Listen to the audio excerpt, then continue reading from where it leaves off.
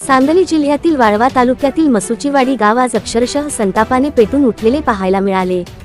शक्तीपीठ महामार्गाच्या विरोधात गावातील महिला, शेतकरी आणि युवक मोठ्या संख्येने रस्त्यावर उतरले असून आपल्या जमिनी आणि भवितव्य वाचवण्यासाठी त्यांनी जोरदार जनाक्रोश व्यक्त केला।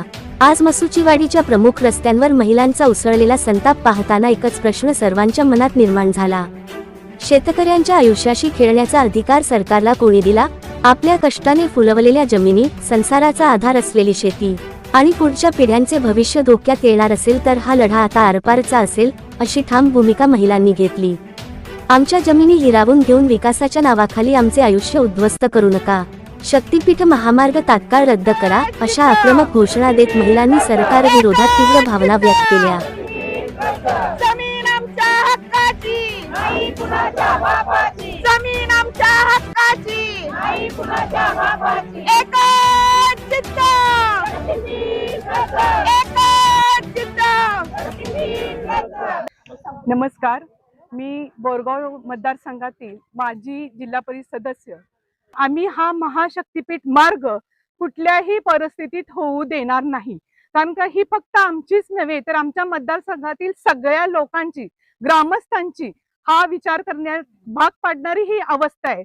आज प्रत्येक शेतकरी खूप मोठा श्रीमंत नाही आहे, तर 2 एकर 20 एकर अशा भागात त्यांना ह्या जमिनी आहेत। आणि त्या जमिनी जर तुम्ही लोक शासन लुबाडून न्यायला लागलं तर आमची कुटुंब रस्त्यावर येणार आहेत।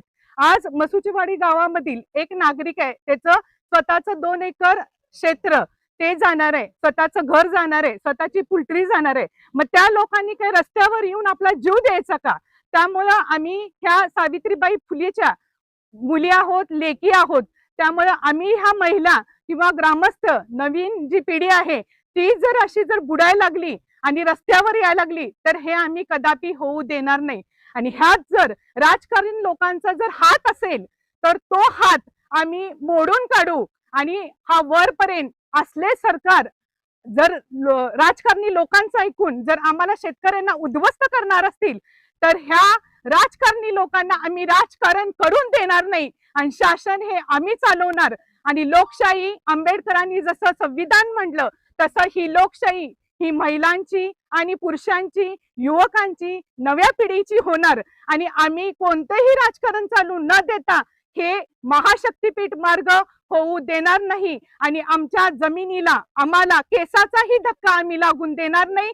फार तर आमचं रक्त इथं सांडलं तर चालू। आमच्यावर लादला जाणारा शक्तीपीठ महामार्ग आमच्या गावातून जाण्याचा ते जो घाट घालतायत तो आम्ही कदापि होऊ देणार नाही। आणि हे करत असताना आमच्या महिला भगिनी, आमचा युवक वर्ग, गावातील सर्व ग्रामस्थ, सर्वजण आम्ही रस्त्यावर येऊन आम्ही हे आंदोलन करत आहोत। आणि हा शक्तीपीठ कदापि आम्ही आमच्या गावातून, आमच्या शेतातून जाऊ देणार नाही। आणि हे जर ते दांडगाव्यानं जर करत असतील तर आम्ही आमची शस्त्र बाहेर काढू आणि कोणत्याही परिस्थितीत हे होऊ देणार नाही। मोजणीवाले आले तर त्यांना आम्ही गाडीतून उतरू देणार नाही, त्यांना हे काम त्यांचं आम्ही करूच देणार नाही। आणि त्यांनी जर करण्याचा प्रयत्न केला तर आमच्या महिला भगिनी त्यांना रोखठोक उत्तर देण्यास आम्ही सर्वजण तयार आहोत, हे त्यांनी लक्षात घ्यावं। हा आमचा महिला भगिनींचा आवाज या सरकारपर्यंत पोहोचला पाहिजे। आणि त्यांनी आमच्या इथं न येणंच चांगलं आहे। त्यांनी येताना मग बांगड्याच भरून याव्यात आणि आमच्या महिलांची 2 हात करण्याची तयारी त्यांनी ठेवावी, एवढंच मी आजच्या या शासनाला आणि त्या मोजणी करणाऱ्यांना सांगेन। आज हा शक्तीपीठ महामार्गाचा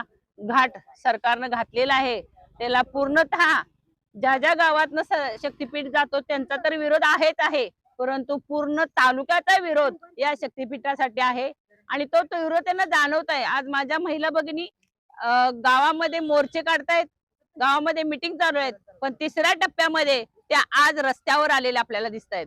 आणि अशा वसा घेऊन आलेले आहेत की काही झालं तर शक्तीपीठ महामार्गाच्या रस्त्याच्या आराखड्यासाठी जे लोक येणार आहेत त्यांना पाऊल सुद्धा ठेवू देणार नाही। आणि आमच्या या सर्व महिला भगिनी आज पेटून उठलेल्या आहेत, कारण आयतोडे खुर्द मध्ये एक महिला अशी म्हणाली की आमचं नरडं कापा पण आमची जमीन देणार नाही।